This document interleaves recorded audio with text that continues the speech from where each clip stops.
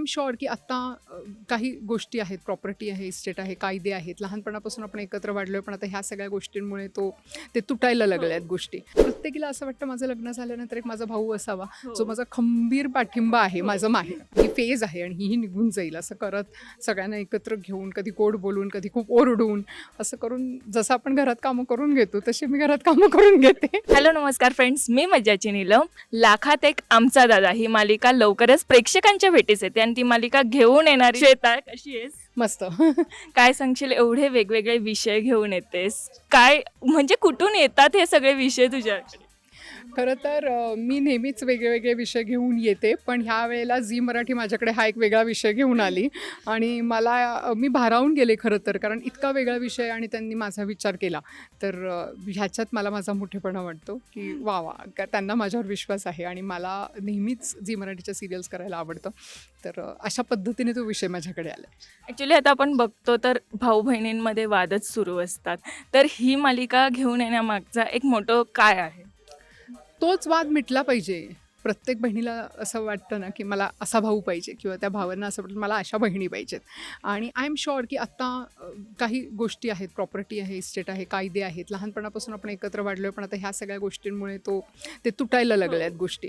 तर मला असं वाटतं की ह्या मालिकेमुळे ते त्याच्यामध्ये एक प्रेमसंबंध जे आहेत ना, ते सगळे पुन्हा त्या नात्यात आले पाहिजेत असं वाटतं.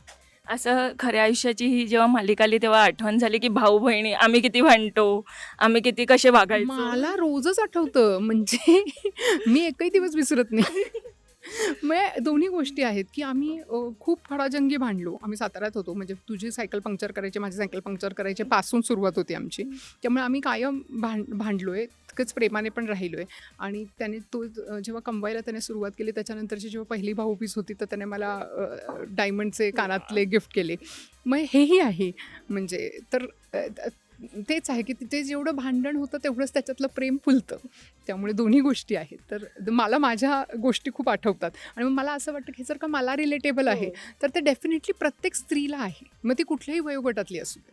प्रत्येकीला असं वाटतं माझं लग्न झाल्यानंतर एक माझा भाऊ असावा, जो माझा खंबीर पाठिंबा आहे, माझं माहेर. आणि जेव्हा मालिका घेऊन आलीस, अभिनेत्री म्हणून जेव्हा वावरलीस, आता हे सगळं कसं म्हणजे निर्मिती करताना आपण एखाद्या मालिकेची निर्मिती करतो, खूप अप्स अँड डाऊन्स येतात, तर हे कसं सगळं मॅनेज करतेस? तसंच करते. हसतमुखाने करते. असं वाटतं की हा प्रॉब्लेम आहे, पण ठीक आहे, त्या प्रॉब्लेमचं नाव न देता ही फेज आहे आणि ही निघून जाईल असं करत सगळ्यांना एकत्र घेऊन, कधी गोड बोलून, कधी खूप ओरडून, असं करून जसं आपण घरात कामं करून घेतो तशी मी घरात कामं करून घेते, तसेच सेटवरती कामं करून घेते. आधी देखील एका मालिकेत नितीशच होता, तर यातही नितीशच का असं विचारलं? मला जेव्हा हा रोल आला ना डोळ्यासमोर, त्यावेळेला मला पहिलं माझं नाव आणि पहिला चेहरा जर कोणाचा माझ्या डोळ्यासमोर आला तो नितीशचा होता. आणि मला असं वाटलं की बस हेच ते कास्टिंग आहे. आणि त्यामुळे बाकीचं कास्टिंग कसं गेलं? बाकीचं कास्टिंग खूप ऑडिशन्स, खूप स्क्रीन टेस्ट, मग नाही का जोपर्यंत ती करेक्ट बहीण आम्हाला सापडली नाही तोपर्यंत आम्ही काही थांबलो नाही. इवन तुळजाचं कास्टिंग पण, की जोपर्यंत आम्हाला तो फेस सापडत नव्हता की हां, आम्हाला नितीशच्या खूप ऑपोजिट दिसणारी हवी होती आणि ते तसं मिळेपर्यंत आम्ही कास्टिंग फायनल करत नव्हतो. सो फायनली मला सगळी कास्ट ॲट प्लेस मिळाली. अँड ऑफकोर्स ह्याच्यात डॉक्टर गिरीश शोक आहेत, तर त्यांना स्पेशल आभार, कारण ते मुंबईतले कुठलाही शो करू शकतात खरं तर, पण त्यांनी साताऱ्यात येऊन आमचा शो करण्याचा निर्णय घेतला, हा त्यांचा मोठेपणा आहे. मग तीच विचारायचं की प्रोमोमध्ये असं खूप झालंय की श्वेता साताराच का? कारण इथेच जन्माला आले आणि इथेच गोष्टी घडत जात आहेत आणि ज्या काही पण करते ते छान पण होत आहेत, मग सातारा का नाही असं मला वाटतं. त्यामुळे आणि मुंबईत करणारी बरीच लोकं आहेत, तर आपण इथे करावं आणि घरात काम करायला कोणाला नाही वाटणार आहे. नितीशसोबत एक फोटो टाकलेलास आणि त्याच्या खाली कमेंट होत्या की तुम्ही दोघं एकताय का पुन्हा, तर तुझी काय मालिकेत असणार आहे का, आम्हाला भूमिका पाहायला मिळेल का?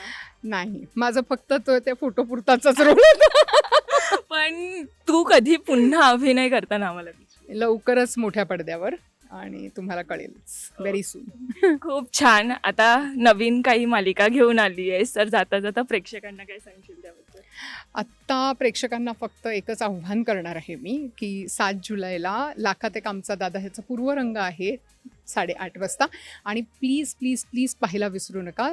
सोमवारी म्हणजेच 8 जुलै सोमवारी रोज संध्याकाळी 8:30 वाजता लाखात एक आमचा दादा, फक्त आणि फक्त आपल्या झी मराठीवर. आम्ही देखील ही मालिका पाहण्यासाठी उत्सुक आहे. Thank you so much. Thank you thank you thank you. Marathi चित्रपटसृष्टीतील लेटेस्ट अपडेट्स आणि गॉसिपसाठी आमच्या चॅनेलला सबस्क्राईब करा आणि बेल ऐकन दाबायला विसरू नका.